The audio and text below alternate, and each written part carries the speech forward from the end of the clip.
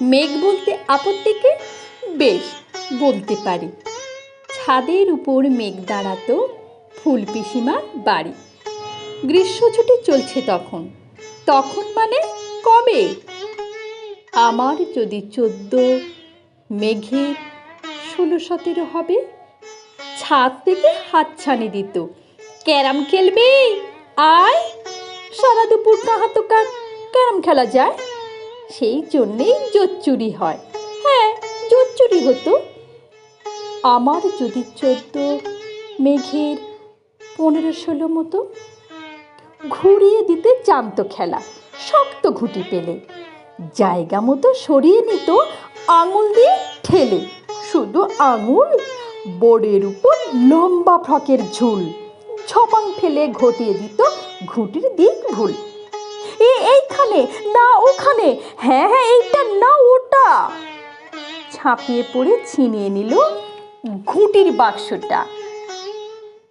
ঘুঁটিরও সেই প্রথম মরণ।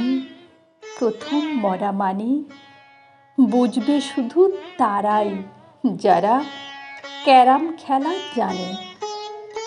চলেও গেল কদিন পরেই মেঘ যেমন যায়। কাঠ ফাটা রোদ দাঁড়িয়ে পড়ল মেঘের জায়গায়। খেলা শেখাও খেলা শেখাও, হাপিত্তিস কাক। কলসিতে ঠোঁট ডুবিয়েছিল, জল তো পুড়ে খাক। খাক হওয়া সেই কলসি আবার পরের বছর জলে। ভরল কেমন তোমায়? থামো, ওসব কি কেউ বলে? আত্মীয় হয়, আত্মীয় হয়, আত্মীয় না ছাই।